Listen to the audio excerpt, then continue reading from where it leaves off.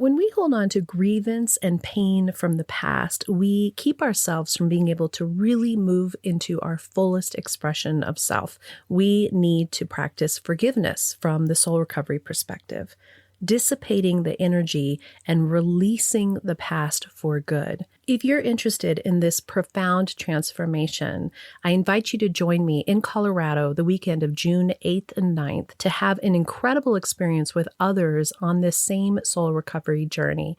2 full days of immersion in the soul recovery process where you will indeed leave transformed.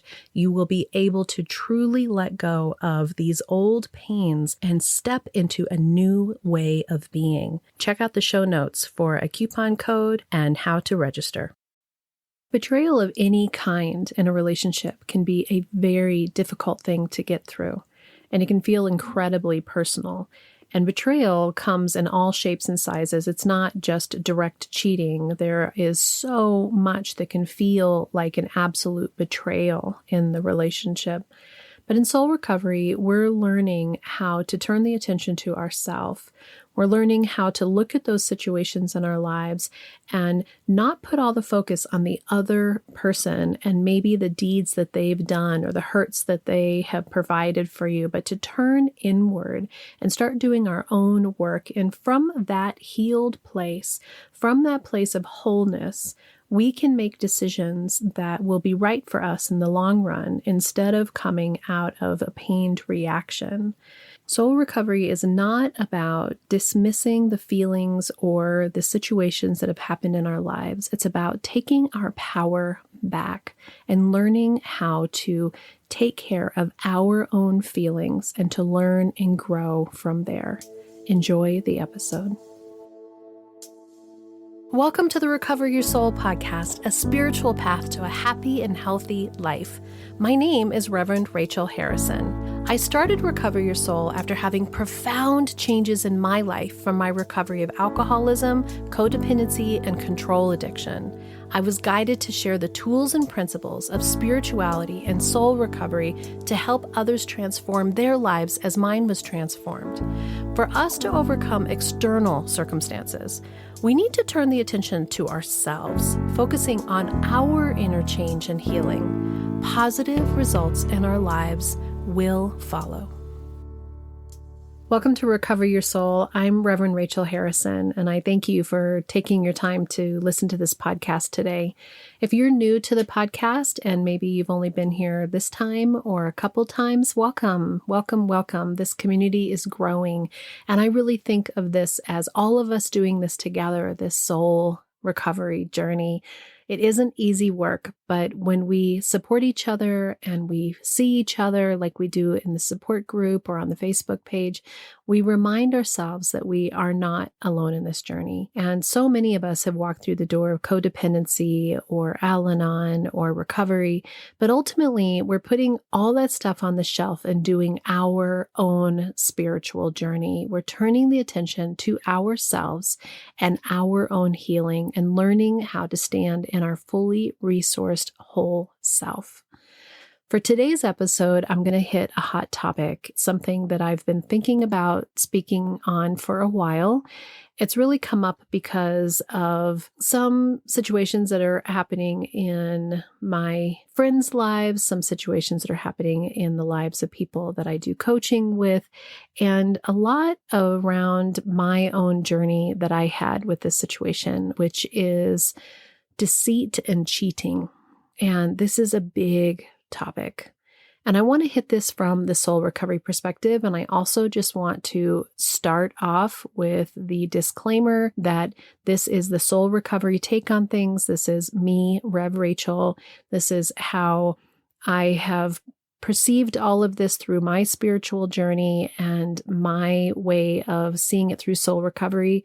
As always, with everything that I say, take what you need and leave the rest. And if something doesn't resonate with you or doesn't feel right, I'm not trying to tell you how it is or should be. I'm telling you my experience and offering it through what I now call soul recovery, because this is a hot topic. This is a trigger button for everyone.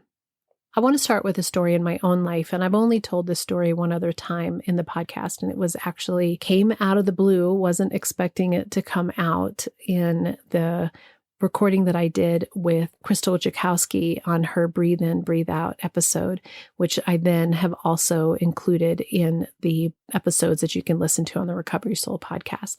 And she and I were just, openly talking about forgiveness and a variety of things. And this story about Rich and I came out when I wasn't expecting it.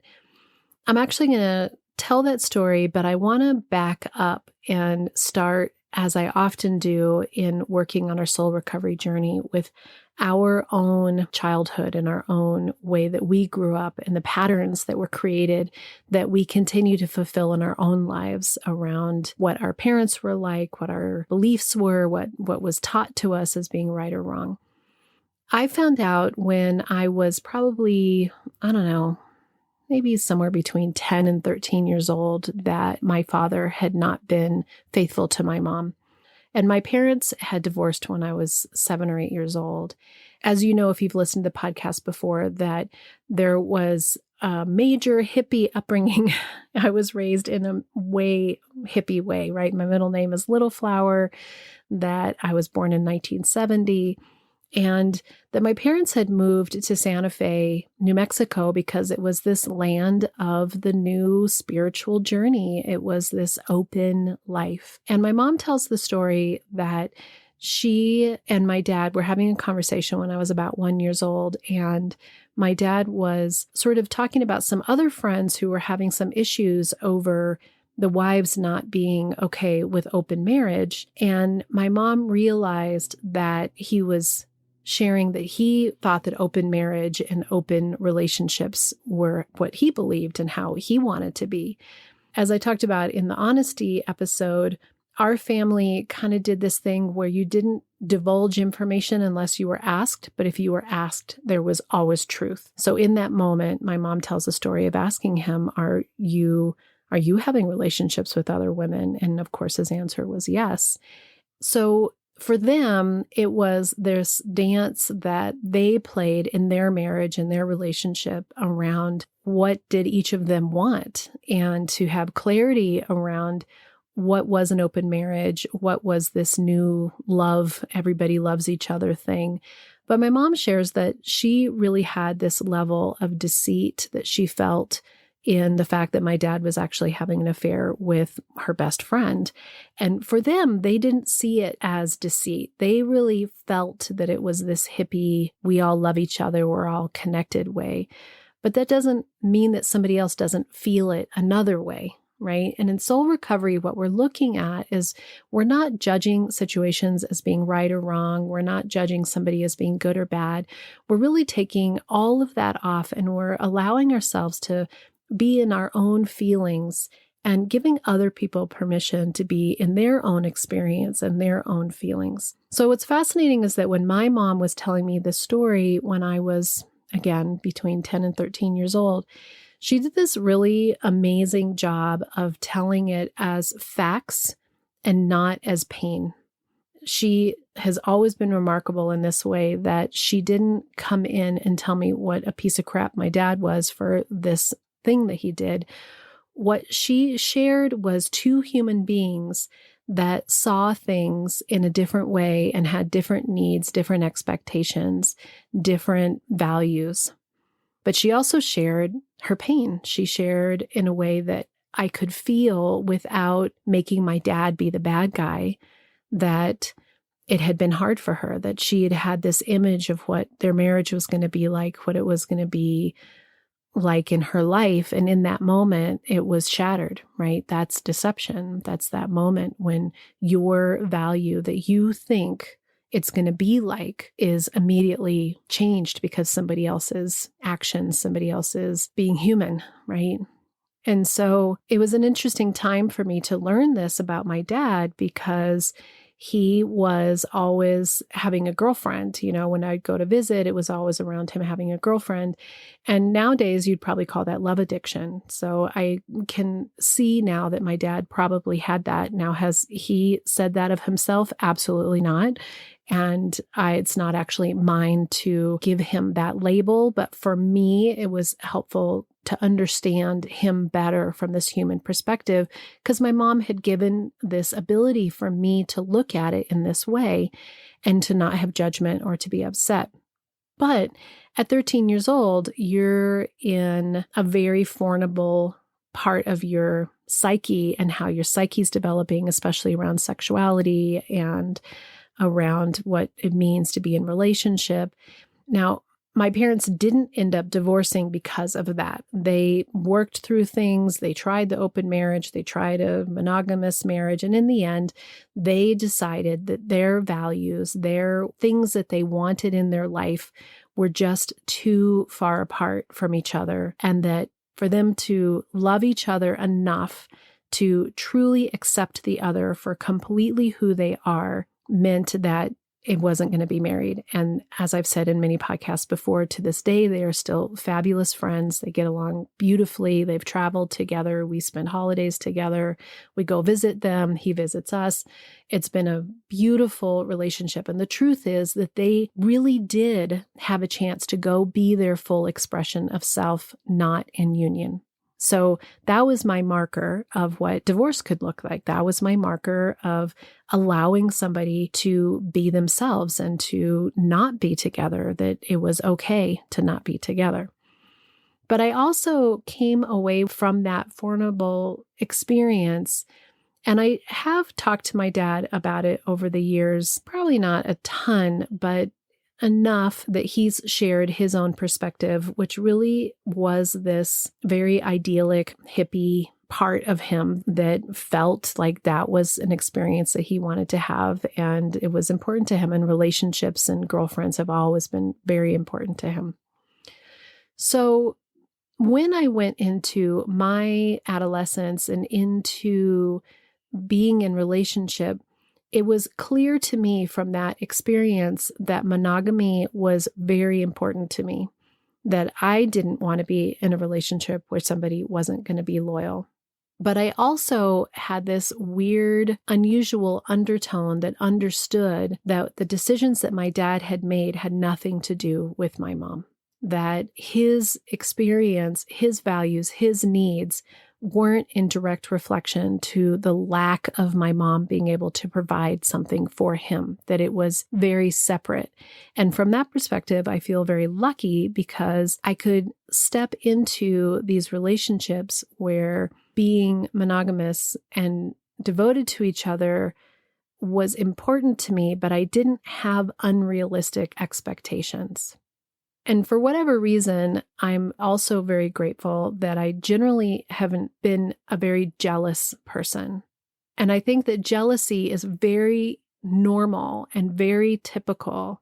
It really comes from a place, again, in soul recovery, we're looking a lot at control. It comes from this place of wanting sure results, wanting to know for certain that something is going to be a certain way.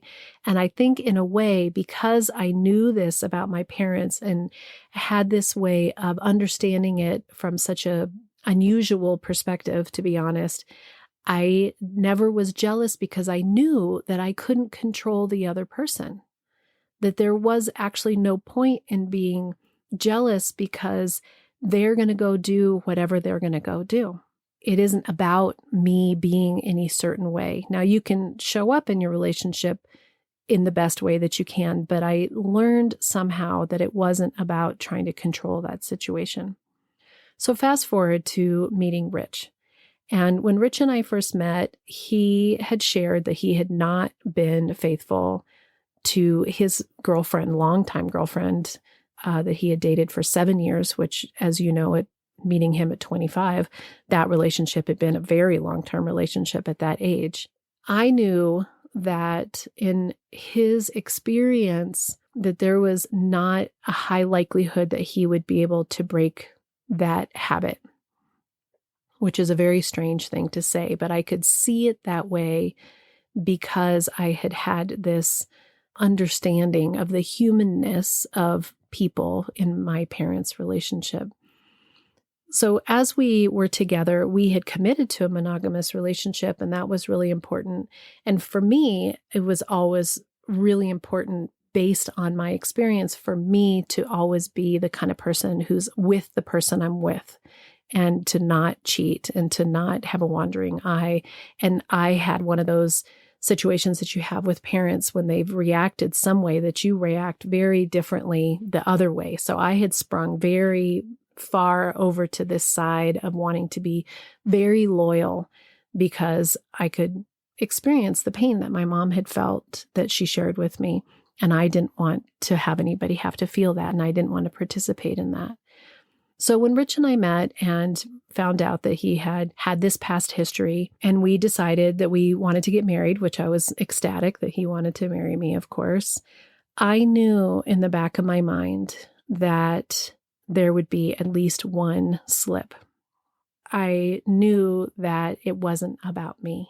Now, I say that, and I want you to know that I feel anybody who's going through anything like this or has gone through anything like this, it doesn't feel that way when somebody has a slip or when somebody is deceitful or somebody's stepping out. It is one thing to have these spiritual beliefs and have these knowings that we're all having our own experience, but we are deeply intertwined with each other. There is this level of trust. There is this level of expectation that is our humanness showing up. It is the truth of who we are as human beings. Being a spiritual being, having a human experience, doesn't mean that we bypass the incredibly deep and painful feelings that it is to be a human being. Having deceit and having somebody be unfaithful or lie to us is one of the most painful experiences that we can have as a human being. So even though I knew that there would be a moment when Rich would be tempted or have a slip, I didn't want it. I didn't want that to happen. And we had gone to that same therapist who we went to when I was pregnant with Alex, who had told us that we were alcoholics and then we had quit going. Well, prior to that, one of the things that we had been talking about was his ongoing friendship with his long-term girlfriend before me, who we are still actually really good friends with and is an important person in our life. But at that very moment, 28 years ago, he was not sure about how to be friends with her and also be friends with us. So he tended to have a friendship with her that was separate from me, and that was a problem for me. So even though I said that I didn't get jealous, I wasn't necessarily out of my mind jealous. I just knew that it wasn't healthy and it needed to have a correction. So in this counseling session with the therapist, she said just these incredible wise words. I should have known that we were alcoholics because she was so wise in everything else she said. But she said, marriage is complex and we all have unrealistic expectations of what we think our partner is supposed to be for us. And she said, it is absolutely essential that you are mindful in your relationships with people of the opposite sex, because there will be moments when you are not getting from your partner what you need or what you want, and that other person that you've been hanging out with, that other friend, will provide it for you at that moment. And in a moment of weakness, you'll step out because that's what you need as a human being, right? You need that need to be met. And that made sense to us at the time. And her suggestion was, if you want to be friends with this person, my suggestion is that you both are friends with her, that this having a separate friendship isn't healthy. And we heard that loud and clear. And she got invited into our life in a way that has been a beautiful friendship. So grateful for that friendship on a lot of different levels. And I was grateful that Rich really heard that there will be difficult moments. It is true that we can't provide for each other what the other person needs all the time, nor is it our job, to be honest, to be trying to fulfill every need or every want that that other person has. This is the part of us filling ourselves up first that is essential in our own lives and essential for healthy relationships. We are there to mirror for each other, to support each other, to be present for each other, to live together in a way that is healthy, but we cannot fill the other person's cup. We cannot be the one who does all the work, who is morphing and changing ourselves and trying to play some sort of game that will fill that person's role. That's not healthy for anybody involved. If you're ready for soul recovery, as a spiritual coach, I can support your healing to help make real changes that will bring you a life of peace, happiness, connection, and abundance. You can also work in smaller groups by taking a deep dive in a Zoom workshop or with me in person at a retreat or an event. Join others on the soul recovery path once a month for the free Zoom support group or daily on the private Facebook page. Visit the website recoveryoursoul.net to book coaching sessions with me or find all the information you need about soul recovery, dates that are coming up, and how to register for those groups and workshops. To support the podcast and the community, check the links in the show notes to make a small monthly donation or a one-time donation of your choice that will make a huge impact to support this community and the soul recovery mission. Together, we can do the work that will recover your soul. What ended up happening with Rich and I is he was in a place in his life where we had had kids when I decided I wanted kids. He hadn't decided he wanted kids. He had thought that we were going to wait a couple years, but I had wanted to kids at that point. So that's when we started. And he had to work really hard. And it meant that he moved into man of the house at a much more rapid rate than I think he wanted to or was prepared for.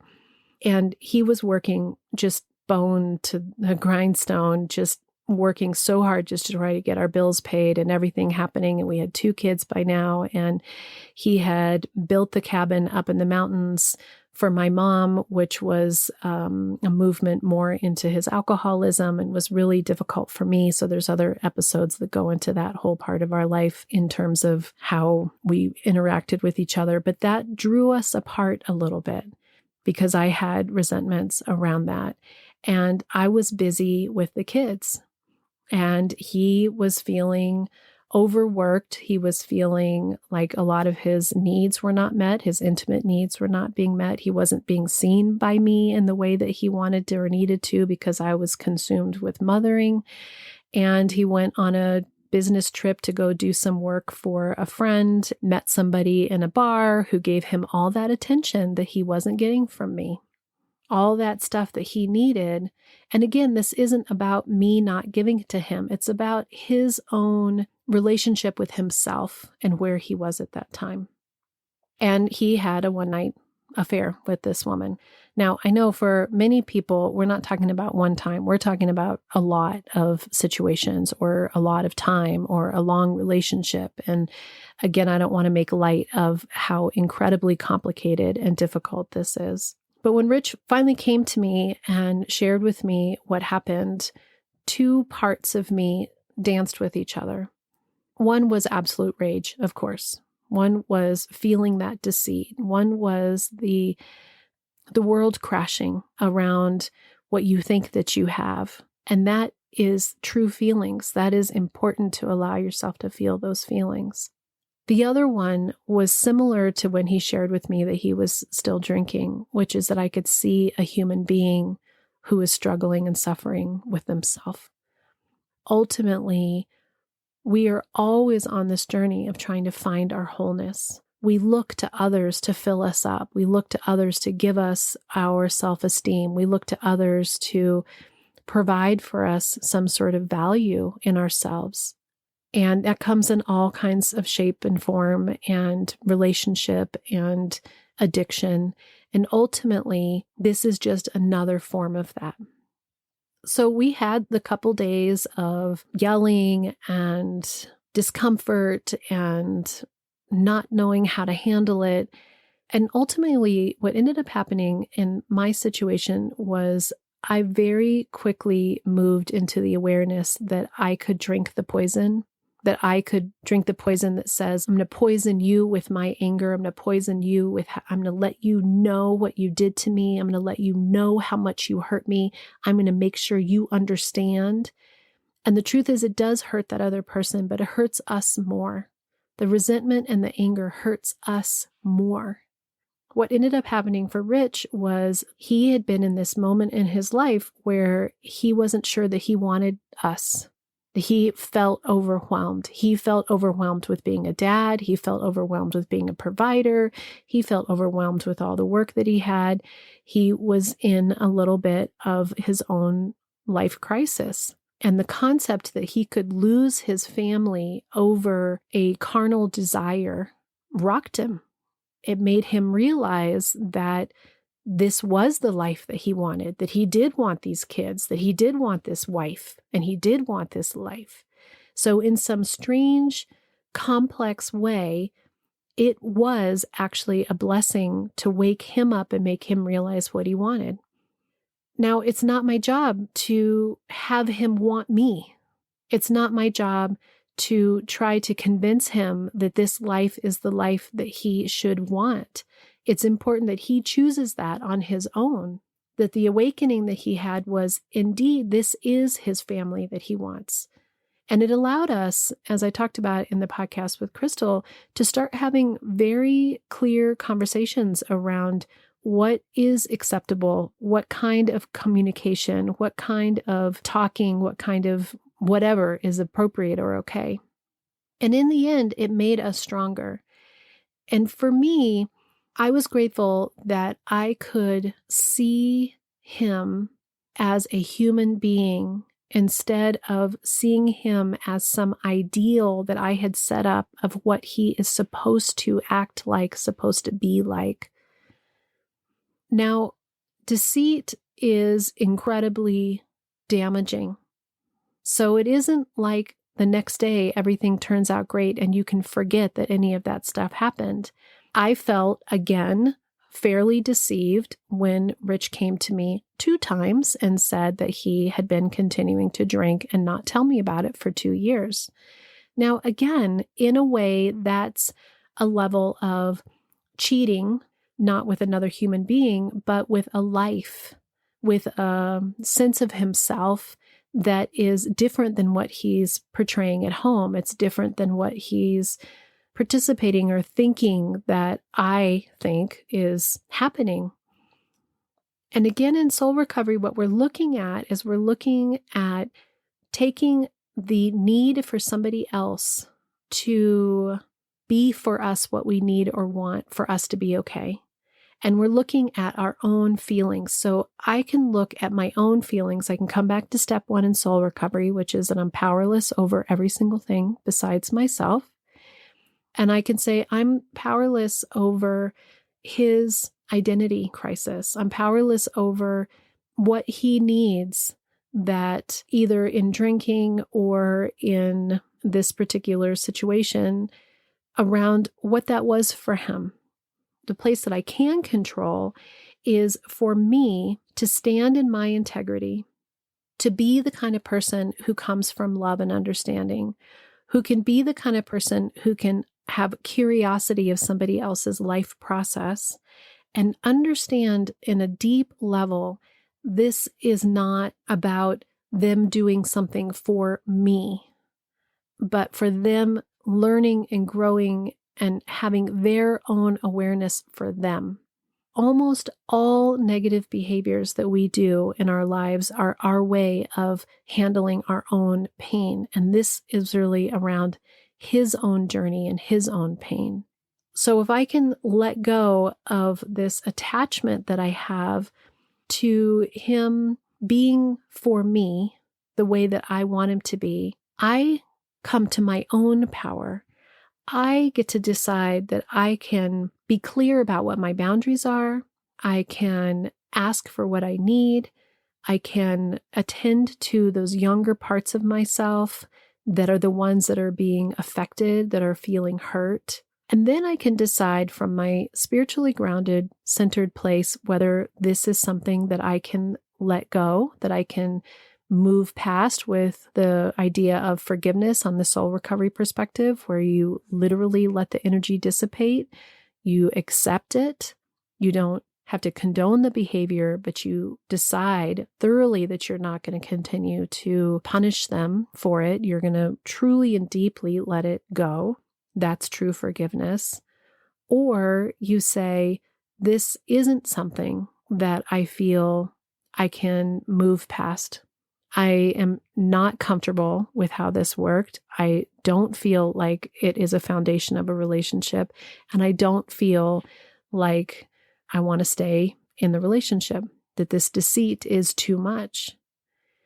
It's not one way or the other that can be written out in a book as if you follow one path and it gives you one direction, you follow another path, it gives you another direction. You are your individual self.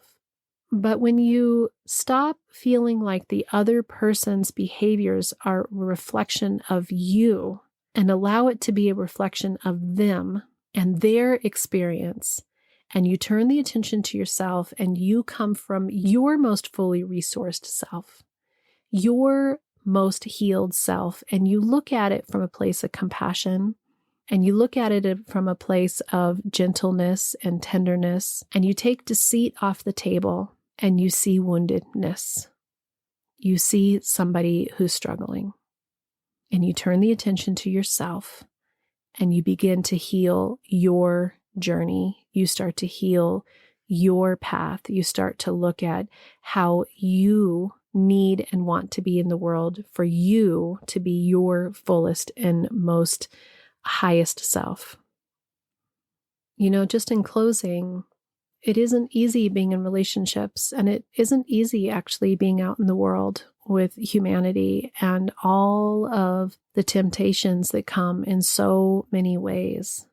But the more that we stand from this letting go of control place, the more that we have deep realization that we can't meet everyone's needs, that they can't meet all of our needs, and put our own way that we choose to see it as our number one priority, and let so much of our control stop driving us into the place that thinks that somebody else is the source of our pain, and come to the place where we choose our own path and we choose our own healing. And we also may choose to not stay in relationships. And if we choose to stay, we let go, we allow, we forgive, we see people truly as they are, we stop making people projects, and we open to both people being on their own path and hoping that we can support each other in a way that that path is leading us to our highest and best selves, so that we are each making the best choices we can to live in honesty, to live in gentleness, to not live from addiction, to not live from deceit, to not choose to do things that are hurtful to the other person. But again, it's not easy, and there isn't a one-size-fits-all. And each person is entitled to go through their own process and experience their own feelings and attend to their own needs and be gentle with themselves and hopefully be forgiving and gentle with others. Again, I don't have all the answers for this. And as I finish up, my heart just goes out to so many of the people that I know that are out there dealing with these kinds of things. And there's so much addiction out there around sex and porn and relationships. It's just complicated, and it isn't easy, and it isn't straightforward. But we're remembering that it is their experience of trying to cover up or do something for their own pain, and that we do our healing, we do our work on our self-esteem, we remember to keep our side of the street clean, and we come from a place of integrity in our own lives. And from that, we take our power back and we stand in our full strength. As I say all the time, if you need help working through anything that might be happening in your life that's like this, and want some spiritual coaching support, feel free to reach out for a coaching session. There is so much inner work that can be done on ourselves that allows us to be able to handle these kinds of situations from our spiritually grounded, centered, adult, resourced place. And that's what I'm here to bring out and support in you. Until next time, namaste. Thank you for listening to this episode of the Recover Your Soul podcast and being part of this amazing and growing community. If you loved this episode and you want even more, there is a bonus episode with even more content every Friday. This is by subscription. You can access that by being a Patreon member, and there's 3 tiers of giving of your choice, or an Apple Podcast subscriber. Once you have subscribed, you have access to a whole back catalog of episodes as well.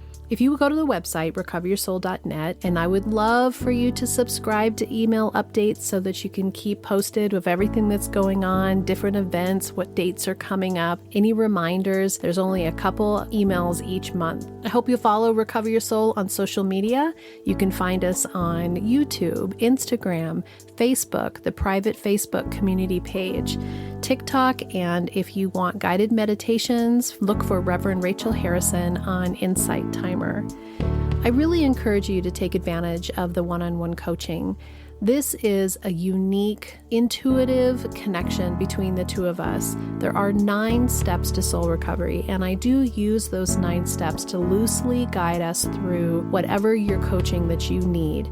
But really, it's about creating a way for you to feel comfortable around your healing of your past, looking at the situations in your life. What are the patterns? What are the beliefs that are holding you back? Breaking free from those patterns, breaking free from those beliefs, letting go of control, letting go of the people around you, and taking your power back. Discovering who you are and who you want to be in the world and how I can support you to do this.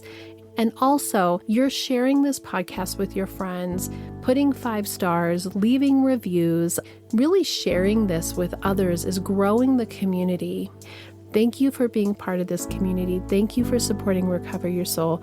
And I know that together we can do the work that will recover your soul.